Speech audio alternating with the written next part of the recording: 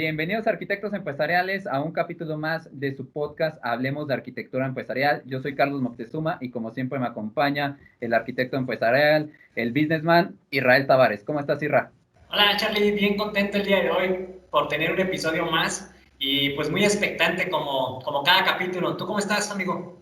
Bien, aquí con mucho calor en la Ciudad de México. Ya nos tocaba, ¿no? Calorcito, porque estaba entre lloviendo un poquito aquí en el sur y ahora sí ya, caluroso. Cómo me gustan estos climas. Sí, ya también empieza a sentirse el calorcito. Oye, nada más para que estén al pendiente todos nuestros amigos y colegas, vamos a empezar a hacer unos videos ahí entre tú y yo, muy chistosos, muy curiosos, precisamente tratando de explicar la arquitectura empresarial de una manera distinta, ¿no? Entonces, para que por favor estén al pendiente de los siguientes capítulos que estamos seguros que les van a gustar. Ah, caray, eso sí me interesa, ¿eh?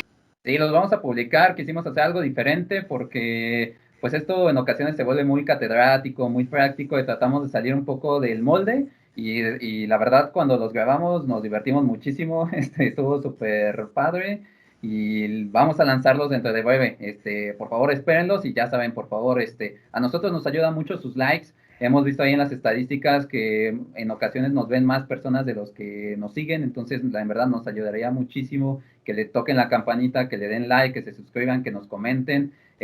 Como saben, esto lo hacemos de corazón, lo hacemos por la práctica, para que todos conozcamos de este mundo y pues la manera que tenemos para seguir haciendo todo este ejercicio es a través de estos mecanismos. Bien, pero creo que ya hicimos esperar mucho a nuestro invitado, Irra. ¿De quién se trata? Que ya aquí Sí, por aquí lo vemos.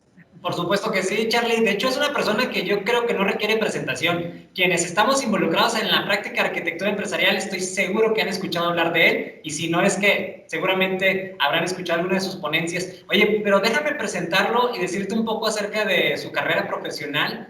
Mira, él es mexicano y él estudió en la Unidad Profesional Interdisciplinaria de Ingeniería y Ciencias Sociales y Administrativas. Tiene además una maestría en Tecnologías de la Información por el Instituto Tecnológico Autónomo de México. Tiene un diplomado en el IPADE, en la Escuela de Negocios. Y bueno, ¿qué te puedo decir de su carrera profesional? Ha tenido diferentes cargos. Ha trabajado, por ejemplo, en empresas de tecnología, empresas de consultoría.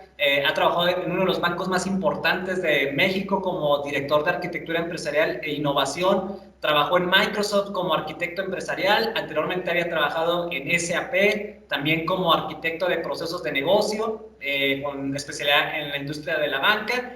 Y actualmente, pues, ocupa varios roles. Actualmente es maestro de diferentes universidades, así que es una persona que le gusta enseñar, que le gusta compartir, y uno de sus roles que también desempeña es que es el actual director de arquitectura empresarial de una de las aseguradoras más importantes a nivel mundial, que se llama AXA. Así que, pues bueno, sin más preámbulo, José Luis, bienvenido a tu podcast y por favor, amigo, dime si me faltó mencionar algo o si hay alguna precisión que quieras hacernos con respecto a lo que comenté. Muchas gracias, Israel, y muchas gracias también, Carlos, por esta invitación, y me siento apabullado por la mención. Hasta me sentí replicando el episodio de la película de Rocky Balboa y Apolo, ¿verdad? Que tenía múltiples motes, múltiples acrónimos que lo distinguían. Bueno, me sentí más o menos reflejado como Apolo Creed, ¿verdad?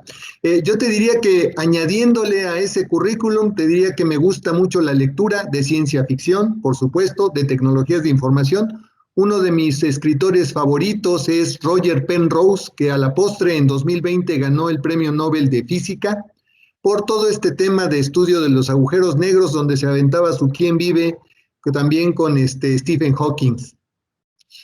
Adicionalmente, te diría que mi atención a mi salud, a mi parte atlética, pues me demanda el que también me pare temprano a correr, ¿verdad?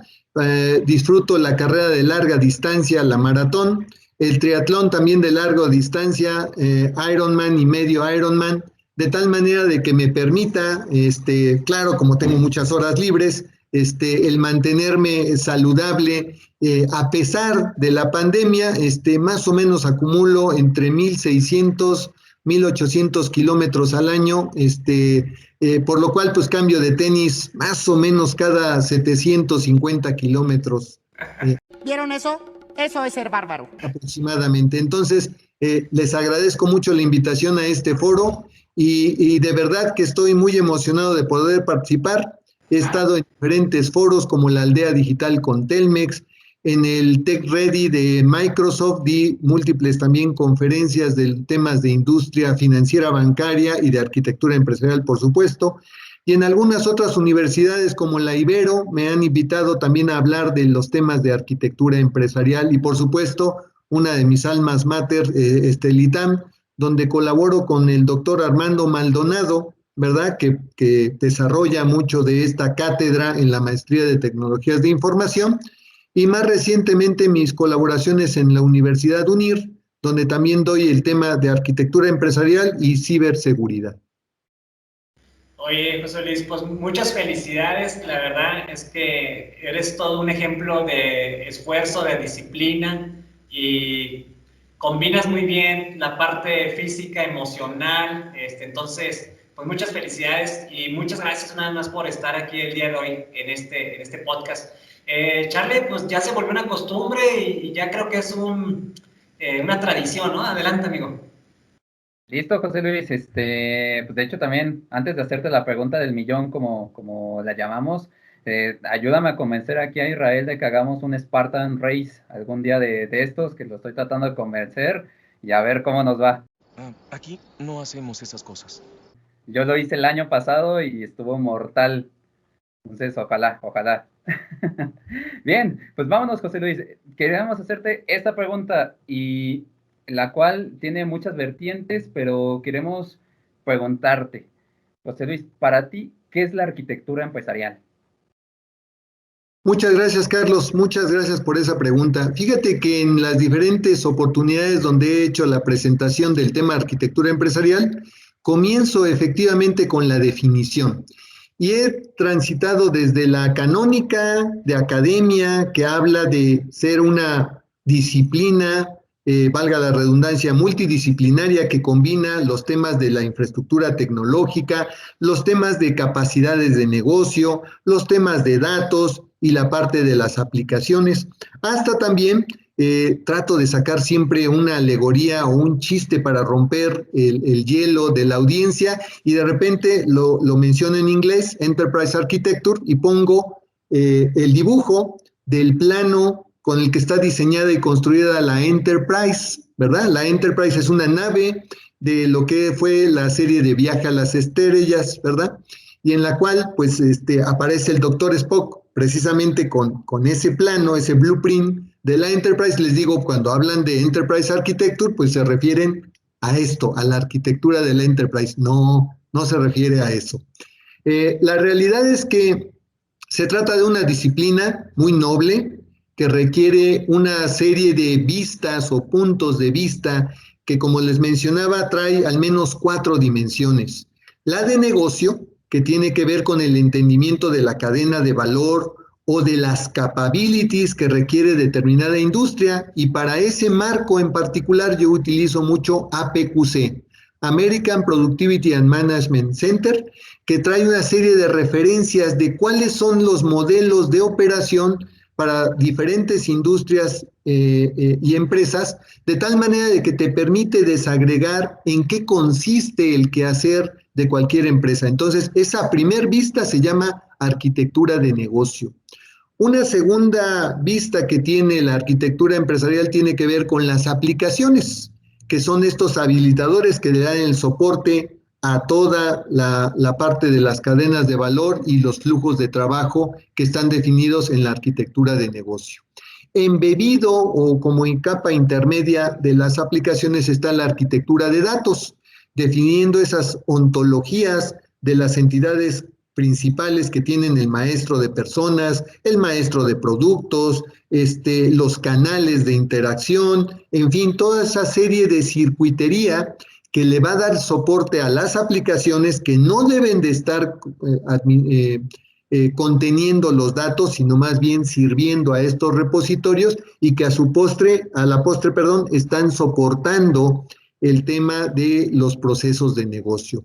Y finalmente trascendemos a otra capa que es mixta, que tiene la infraestructura tecnológica con las plataformas, el hardware, la infraestructura, la red, pero también embebida tiene la seguridad informática, que puede tener repercusiones hacia arriba en lo que es los datos para las famosas crown jewels o las famosas joyas de la corona, ¿verdad? Esos datos tan valiosos en cualquiera de las empresas, así como también subiendo hacia las aplicaciones los mecanismos de acceso, los mecanismos de autenticación y todavía subiendo a nivel de negocio a las prácticas de confidencialidad, de no prestar el acceso en los usuarios y también la segregación de funciones. Como ves, el tema de seguridad está embebido en las 4 dimensiones, pero finalmente se aterriza a nivel de la infraestructura en la última capa.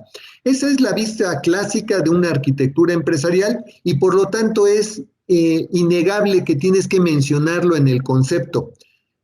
¿Puedo resumirlo en una sola oración? Por supuesto que sí. Queda muy sucinta y que es una disciplina para la alineación estratégica de TI con el negocio. Otra definición es la disciplina que permite armonizar 4 dimensiones del plano de trabajo de una empresa. En fin, podemos tener todo este podcast simplemente para parafrasear diferentes definiciones de arquitectura empresarial. Oye, José Luis, me encantó cómo empezaste porque dijiste, es la disciplina de disciplinas, ¿no? O sea, es una sombrilla que abarca diferentes disciplinas que se entrelazan entre sí y que en conjunto precisamente hacen que esto se vuelva bien bonito, ¿no? La arquitectura empresarial es tener la capacidad de poder tener un enfoque integral, holístico y no de manera departamental o por silo, ¿no? Oye, José Luis, me gustaría hacer un pequeño aquí cambio, si me lo permites. Probablemente eres nuestro primer director de arquitectura empresarial que tenemos en el podcast. Anteriormente hemos hablado con arquitectos de software, arquitectos de soluciones, arquitectos de procesos. ¿Qué significa ser un director de arquitectura empresarial? Tú llevas varios años como director de arquitectura empresarial. En una vida anterior, en el banco donde te conocimos. Bueno, yo he tenido más de 10 años de conocerte, a lo mejor no te has de acordar, pero donde ya realmente trabajamos mucho fue en este banco, ahora en la aseguradora. Y entonces tú ya llevas un ratito caminando como director de arquitectura empresarial, pero en sí, ¿qué significa? O sea, es la mano derecha del CIO, es un CIO por ahí como disfrazado. ¿Qué significa ser un director de arquitectura empresarial? Y sobre todo en organizaciones tan grandes en las que tú has trabajado en tu carrera profesional. No sé si quedó clara la pregunta. Muchas gracias, Israel. Muchas gracias por la pregunta. Fíjate que yo en la maestría de tecnologías de información en el ITAM, que la cursé en el periodo 2000-2003, ¿verdad? Que fue cuando concluí, tuve precisamente acceso a esta práctica, a esta disciplina de la arquitectura empresarial con el doctor Armando Maldonado. A partir de ese tiempo, comencé a buscar oportunidades de aplicar la arquitectura empresarial, porque en aquel momento yo laborando en el BBVA como responsable de infraestructura, pues como verás, comenzaba yo de la parte más baja de la arquitectura hacia arriba. Buscando precisamente el cómo poderla prosperar, fue que perseguí en mi trayectoria profesional empezar a saltar o a moverme entre diferentes empresas, moviéndome de banco, en el cual capitalicé mucho de ese conocimiento de estas dimensiones, la sensibilidad de las dimensiones, me muevo hacia SAP para fungir más como un diseñador de una plataforma ERP para bancos, ¿verdad? SAP es mundialmente famoso por tener un ERP empresarial genérico, pero no necesariamente tenía un ERP específico de core bancario. Entonces, me muevo con esa intención de poder diseñar más en la parte de infraestructura y funcionalidad aplicativa, de datos un poquito, pero ahí fue donde tuve mi brinco cuántico al tener que interactuar como preventa con los bancos, sobre todo en Sudamérica, algunos más en Eurasia y en Australia, precisamente para explicar el por qué su modelo de negocio bancario tendría que tener una alineación o viceversa con estas plataformas. Entonces, yo creo que ahí es donde comienzo una práctica más incipiente de arquitectura empresarial con SAP como un arquitecto de solución, y donde doy el brinco grande es en Microsoft, donde me toca implementar el método de arquitectura empresarial para la TAM, ¿verdad? Incorporarme a una red más amplia a nivel Microsoft mundial de arquitectos empresariales, aplicando, sí, un poquito el framework de TOGAF, pero sobre todo el poderlo implementar pragmáticamente. ¿Qué significa ser un director de arquitectura? Y me toca estrenarme en Banorte, ¿verdad? Como director de arquitectura y ahora en AXA como director de arquitectura. Bueno, te toca gestionar la tecnología como un CTO, un Chief Technology Officer.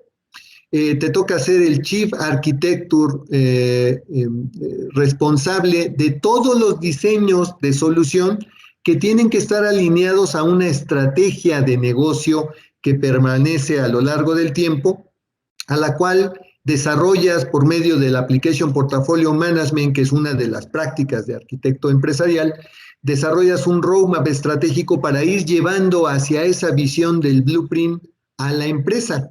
Y por lo tanto te toca ser el órgano de gobierno que cuida el que cada uno de los proyectos del portafolio multianual y cada una de las iteraciones que tenga la actualización tecnológica o de las aplicaciones esté alineada con esa visión, ¿verdad? Entonces, ¿qué responsabilidades tiene un director de arquitectura empresarial? Bueno, mantener ese gobierno, mantener la parte estratégica de la visión, el roadmap estratégico, por supuesto, interactuar con las líneas de negocio para la gestión de alineación, el entendimiento de la estrategia de negocio y, claro, me toca gestionar un equipo de profesionales, arquitectos de solución, arquitectos de infraestructura, arquitectos de seguridad, arquitectos de datos, ¿verdad? De tal manera de que combinando esos talentos hagamos propuestas completas, generando los blueprints de construcción de esas aplicaciones.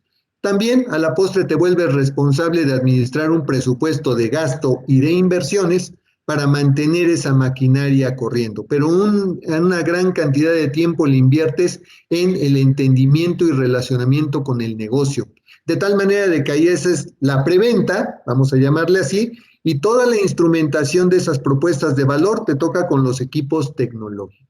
Ok, José Luis, bien interesante, porque pues estás muy alineado al negocio, ¿no? Hemos hablado en otros capítulos de que muchas ocasiones ven el arquitecto empresarial como únicamente es de TI o vive ahí, y lo que acabas de decir es integral, tiene estrategia, tiene negocio, tiene capacidades, tiene datos, tiene de todo, ¿no? Y eso justamente es lo que tú das como punta de lanza en esta dirección. Entonces, siguiendo con este track, José Luis, yo te quería comentar, en estas oficinas que obviamente tú has liderado y que tú has puesto la visión, ¿a ti qué ha sido lo más difícil que te ha tocado pasar o enfrentarte? Porque muchas veces hay mucha renuencia o dificultades de choque, de estar chocando contra las áreas de porque, oye, es que necesitamos hacer este blueprint. Ay, no, déjame hacer mi aplicación, mi desarrollo, mi de esto, y ya luego hacemos el blueprint. Y nosotros casi siempre, no, espérate, te queremos ayudar.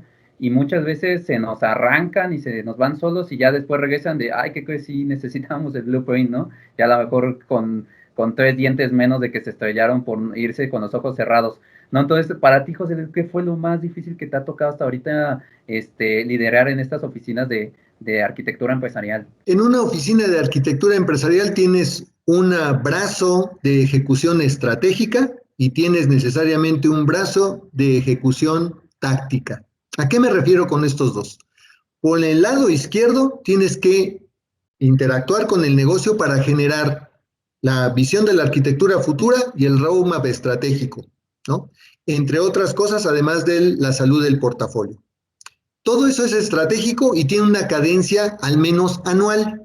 Lo mejor sería 2 veces al año, pero al menos una vez al año tienes que tocar la estrategia, actualizar la visión de la arquitectura futura, repasar cómo se está cuidando el alineamiento del roadmap estratégico. Esa lleva sus tiempos y no trae mayor prisa. Tiene la complicación de las cuestiones políticas y las cuestiones presupuestales, que son los constraints típicos que tienes en la alineación estratégica. Punto y aparte. Esa no tiene mayor complicación, salvo eso. En la parte táctica es tu día a día. En la parte táctica tienes el grupo más grande, que son arquitectos de solución, que son todas estas discusiones ya a nivel de tierra para instrumentar los proyectos e iniciativas que definiste con la mano izquierda. Pero en esos momentos de la verdad tienes nuevamente los constraints, que son el tiempo, el costo y la velocidad. Entonces, yo te diría que conciliar ambos intereses es donde está el reto de la Oficina de Arquitectura Empresarial, porque si bien aquí a alto nivel lo definiste, aquí a nivel de tierra, cada centavito lo van a cuestionar. Cada semana o día que va a tardar eso que se va a construir, lo van a cuestionar, y ahí es donde se empieza a desmoronar un poquito la visión futura, porque siempre queremos sacar algo transitorio, y hay un concepto que se llama arquitectura de transición, que puede quedarse eterna, puede volverse después la arquitectura objetivo, que no era la que tú querías. Yo te diría que ese balance entre la oportunidad, el costo y las restricciones es donde está el hueso duro de roer. Y aquí a lo mejor tienes un par de recursos senior que te ayudan a gestionar la estrategia, y aquí no importa que tengas 5, 10, 20 o un ejército de arquitectos de solución, nunca van a ser suficientes para desahogar la cantidad de demanda que tienes en cualquier organización, puede ser chica, mediana, grande. Oye, José Luis, en ese mismo sentido de la resistencia que a veces existe al interior de las organizaciones, porque en el pasado se nos veía como un área de seguridad, de que estábamos vigilando que se hicieran que los estándares, que se siguieran las políticas, que se siguieran las reglas, un área de vigilancia y control, así muchas veces nos definían, ¿no? ¿Cuáles dirías tú que en este momento es tu opinión en la industria en general sobre las oficinas de arquitectura empresarial? ¿Crees que sigue habiendo cierta resistencia o en tu opinión ves que ya hay más aceptación por parte de las empresas a tener, así como hoy en día tienen una oficina de proyectos, también tienen una oficina de arquitectura empresarial? No sé si has visto que hemos evolucionado en México o en Latinoamérica al respecto. Sí, correcto, Israel, gracias por la pregunta. Efectivamente, yo creo que hemos venido a una evolución. Cada vez es más frecuente que con diferentes colegas me encuentre gratamente sorprendido con que hay una estructura formal donde existe una oficina de arquitectura y de arquitectura empresarial. Necesito uno de esos. No es ya extraño el que cada vez más se mencione al Design Authority como la oficina de arquitectura empresarial. Y inevitablemente viene asociado el tema del gobierno, porque nos volvemos un ente de gobierno similar a la PMO que cuida el tiempo y el costo. Nosotros nos volvemos también un cuerpo de gobierno que cuida la calidad, la funcionalidad y el reaprovechamiento. Esa satanización que de repente podemos tener de ser esos policías se compensa cuando efectivamente promovemos el reuso de capacidades tecnológicas más que la construcción desde el principio. Tenemos que de repente lidiar en el tema táctico, lidiar entre la oportunidad y la excelencia técnica, buscando a través de iteraciones y aproximaciones sucesivas que nos permitan acercarnos a ese diseño. Por ejemplo, hoy cuando nos enfrentamos a un diseño clásico o waterfall, tenemos suficiente tiempo en la planeación para hacer nuestro trabajo. Pero cuando estamos inmersos en las famosas iteraciones ágiles, ahí te encargo, porque efectivamente los equipos tienden a decir, a ver, arquitecto, ponte por aquí y sígueme viendo, porque yo voy a estar desarrollando la primera iteración para ver si esto es lo que quiere mi usuario. Bueno, lo intentamos. Y nosotros siempre partimos de cuál es el requerimiento de negocio o cuál es el problema de negocio que queremos resolver para, en función de eso, diseñar, primero pensar una solución. Y ahí es donde muy seguramente muchas oficinas, incluida la mía, nos enfrentamos a ese reto. ¿Cómo subirnos a la patineta en la que va andando el equipo ágil para ir construyendo un diseño al vuelo? Y eso se llama prototipaje. Muchas gracias, José Luis. Creo que queda muy claro que hemos ido avanzando en el tema de las oficinas de arquitectura empresarial. Y si Charlie no tiene alguna otra pregunta, me gustaría adelantarme con una más. Tú me dirás, Carlos. Oye, Adelante. José Luis, permítanos entrar un poquito más a la intimidad y ser a lo mejor un poquito más inclusivos.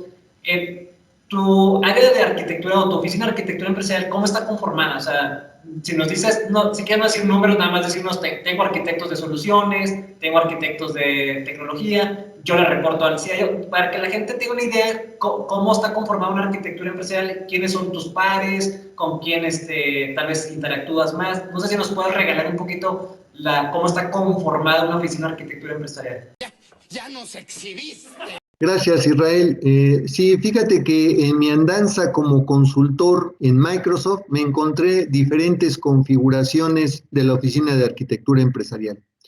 En culturas un poco más desarrolladas, sobre todo en Europa y en Australia, me encontré que la oficina de arquitectura empresarial reportaba directamente al COO, al Chief Operation Officer, que es el responsable del funcionamiento del negocio, ¿verdad?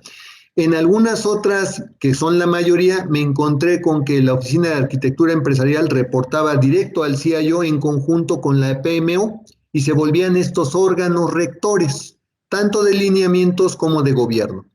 En otras organizaciones, sobre todo en Latinoamérica, nos la encontramos típicamente en TI. Y dependiendo del empowerment que le den, se vuelve o el responsable de los diseños, como es en la mayoría de los casos, o se vuelve también el facilitador de la evolución tecnológica, no estando tan embebido en la ejecución de las funcionalidades de proyectos, sino más bien cuidando la evolución y resolviendo la obsolescencia, funcionando más como una oficina de CTO, de tecnología, más que de desarrollo de funcionalidad para negocio, que en mi opinión, en mi caso es un poco más completa. Tengo esas tres funciones: la estratégica, para generar la visión de la arquitectura empresarial y su roadmap estratégico; tengo la táctica, que se ocupa de la salud del portafolio y el monitoreo de la evolución tecnológica, así como las estrategias de salida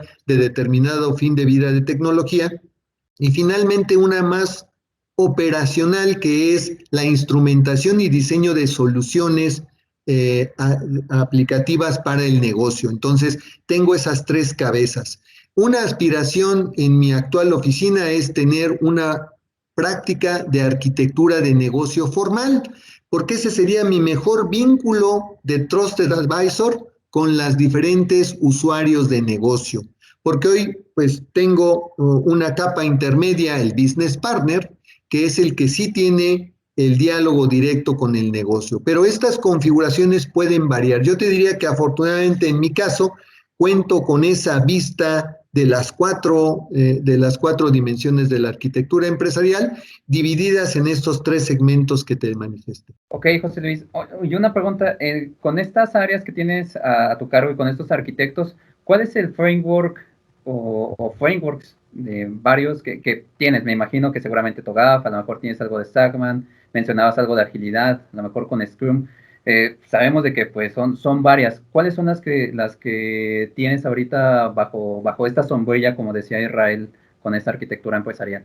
Gracias, Carlos. Fíjate que en mis anteriores vidas eché mano mucho de APQC, sobre todo cuando estuve del lado de consultoría. Es un framework bastante genérico, bastante maduro, gratis. Bueno, ya de repente empiezan a cobrar algo más en APQC. Después, en mi andanza bancaria, utilicé BIAN, Bank Industry Architecture Network. También ese empezó gratis, después se empezó a cerrar, se volvió exclusivo, ahora todo cuesta, ¿verdad?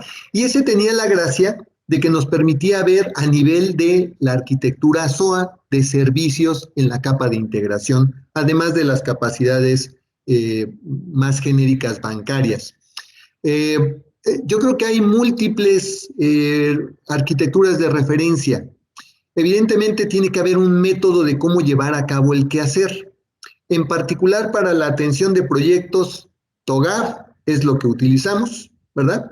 no siguiendo el circuito totalmente prescrito, porque no es así, no es prescriptivo, lo utilizamos dependiendo del caso que nos esté ocurriendo, porque si de por sí luego somos tardados, ahora imagínate si seguimos canónicamente el circuito completo. Entonces, como método TOGAF, como herramientas del portafolio del Trusted Advisor o arquitecto de solución, utilizamos APQC cuando no existe una referencia.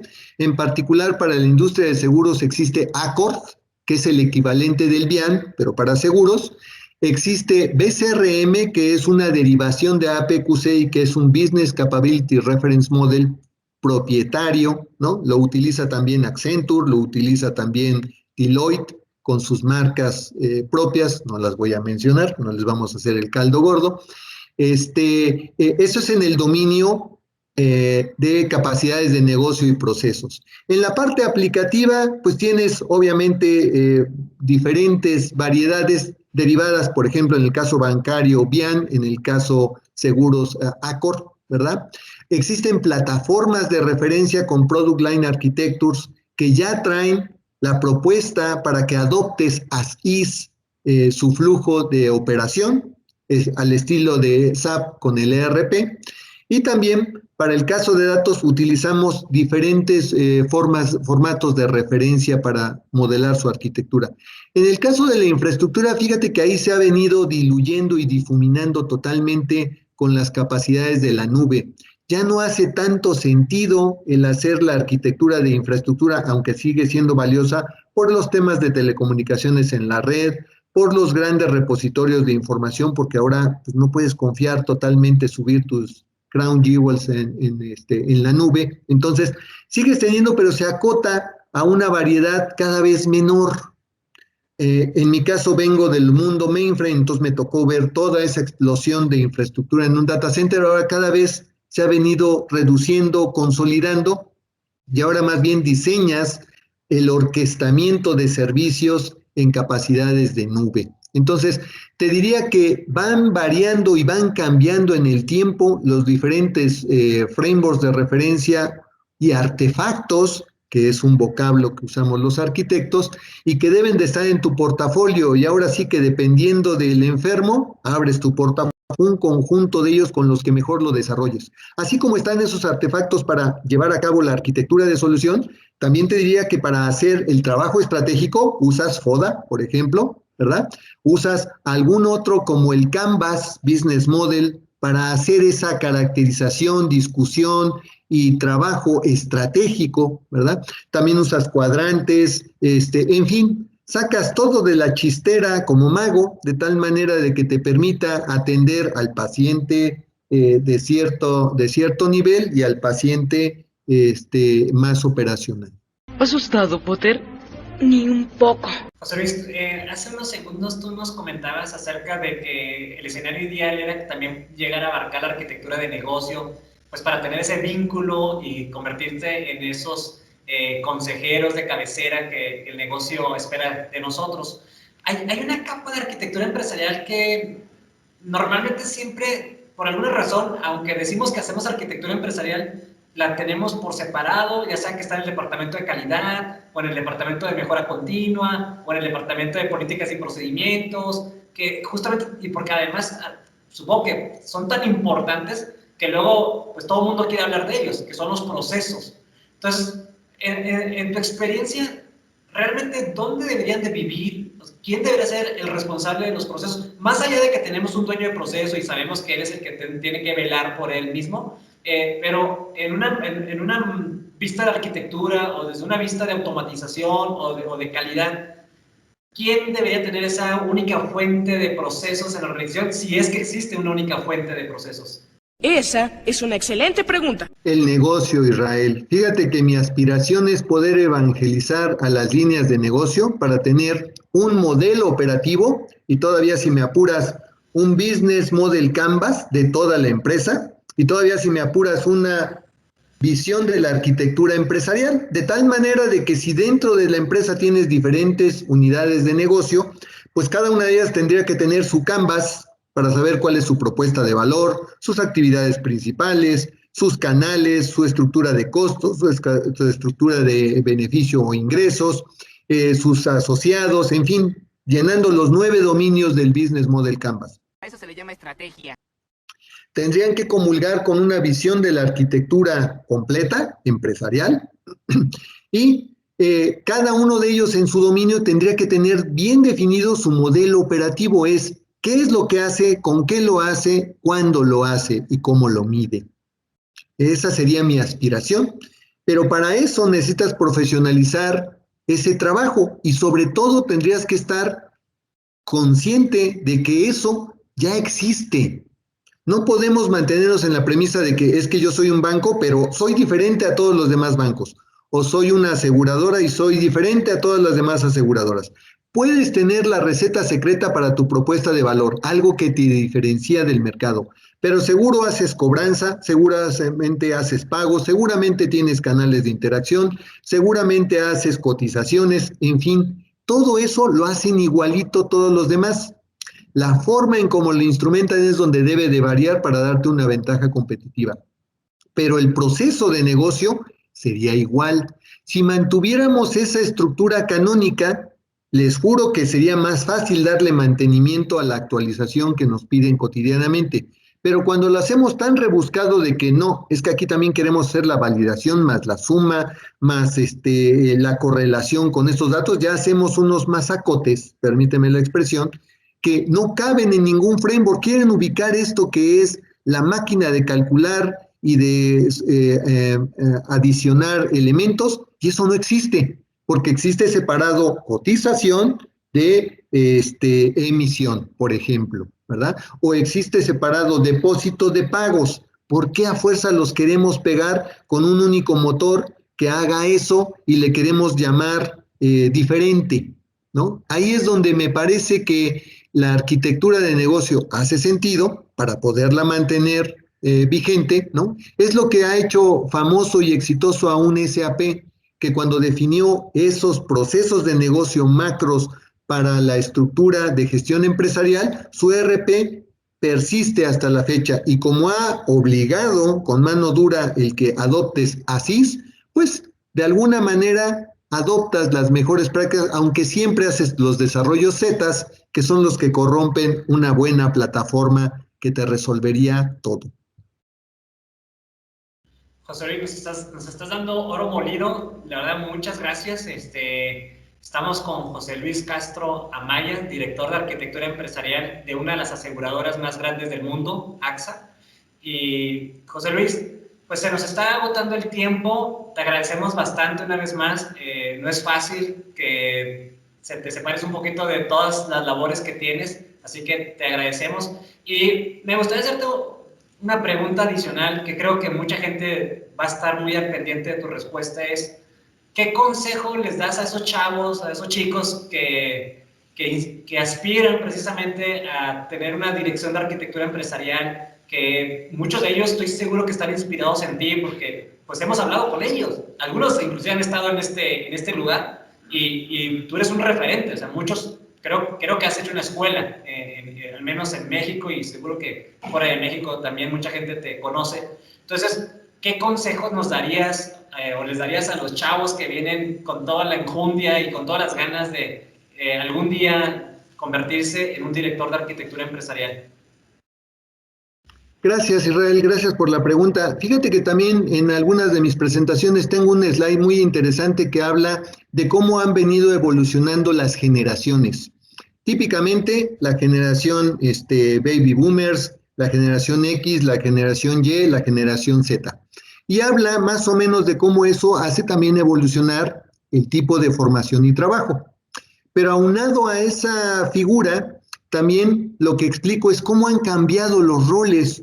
En mis inicios, de la prehistoria, por supuesto, cuando les digo que vengo del mundo de mainframe, existía el system programmer, existía el analista, ¿verdad? Existía el database, el administrador de base de datos, RDBSM, ¿verdad? Existía el de telecomunicaciones con VTAM, Virtual Telecommunication Access Method, y en fin, una serie de roles totalmente misteriosos. Simplemente el System Programmer era el único que era capaz de aplicar los PTFs y las actualizaciones al sistema operativo de esas máquinas grandes. Yo te diría que han venido cambiando y evolucionando los roles por los cuales ahora eso ya no existe. Ahora ya no existe el System Programmer, no. Ahora existe el arquitecto de nube, existe el arquitecto de datos, existe, o sea, han venido transformándose, pero invariablemente ahora existe un rol que no existía en el pasado y que es el arquitecto empresarial. Lo mismo le está pasando al stream de datos, donde ahora ya no existe necesariamente el administrador de base de datos como tal, sino ahora existe algo que se llama data science. Y ahí te encargo, ¿verdad? Porque ese ha de ser también rocket science para poder con eso desarrollar los algoritmos de explotación para encontrar ese famoso oro que tenemos en los datos. En fin, me parece que han transicionado o están transicionando los roles tradicionales en los cuales muchos en la formación universitaria estuvimos escuchando, pero que ahora se han venido transformando, de tal manera de que esos roles tradicionales tienen que evolucionar. Y uno de los que estoy cierto ha tomado la relevancia y el papel y continuará evolucionando hacia el futuro es el arquitecto empresarial, conjuntando el quehacer y la capacidad de orquestar en un trabajo en equipo a esos otros arquitectos muy especializados en cierta tecnología o en cierta dimensión de la arquitectura. Pues listo, pues arquitectos empresariales, ya escucharon a José Luis, todos estos tips, recomendaciones, métodos. En verdad, José Luis, muchísimas gracias por estar aquí en tu podcast. Y quería hacerte una pregunta final, porque estoy segurísimo que se quedaron con mucho más con ganas de mucho más tiempo. ¿Dónde te podemos seguir? ¿Cuáles son tus redes sociales? Pues sabemos de que estás ahí muy activamente en LinkedIn publicando, entonces, así como nosotros los invitamos a que lo sigan y seguramente les va a gustar mucho sus aportaciones de José Luis. Sí, muchas gracias, Carlos. Sí, efectivamente, en LinkedIn me van a encontrar como José Luis Castro Amaya, o sea, con el nombre completo y 2 apellidos, ¿verdad? En Twitter como Castrogeris, ¿verdad? @Castrogeris, ahí seguramente me van a encontrar, está vinculada con la de LinkedIn. En Facebook y en otras redes, pues como que no es la audiencia correcta. Yo creo que la mejor es LinkedIn, donde sí comparto diferentes contenidos de otras comunidades como es inteligencia artificial, ahorita que está en boga mucho de automatización para los temas de nube, arquitecturas de nube, temas también de diseño de microservicios, en fin, yo creo que hay muchos más temas. Además, se está abriendo un grupo muy interesante de lo que es Industria 4.0, donde también he tenido ya participaciones para hablar de blockchain, ¿verdad? De todo lo que es realidad virtual, realidad aumentada, inteligencia artificial, que es uno de los nuevos acrónimos, así como existió antes el acrónimo de nube, cómputo móvil, social networking y Big Data. Ahora existe otro acrónimo que se llama DARK, que es precisamente lo de Distributed Ledger, lo que es Quantum Computing, realidad aumentada, realidad virtual e inteligencia artificial. Entonces, de esos temas sí que también comparto contenidos y abro discusiones en LinkedIn en diferentes grupos. Yo te sigo, José Luis, yo estoy siempre al pendiente de tus publicaciones y te agradezco mucho porque he aprendido de todos los conceptos que has estado mencionando, así que invito a que todos te sigamos, José Luis. Seguro que después de este podcast espero que por ahí también tengas ya muchos nuevos colegas, ¿no?, que estén al pendiente. Charlie, pues se nos acabó el tiempo, amigo. Pues no nos queda otra cosa más que agradecer a todas las personas que han estado comentándonos y que nos siguen en las redes sociales. Así que, pues no sé, amigo, ¿qué más quieras comentar antes de que cerremos este episodio tan interesante el día de hoy?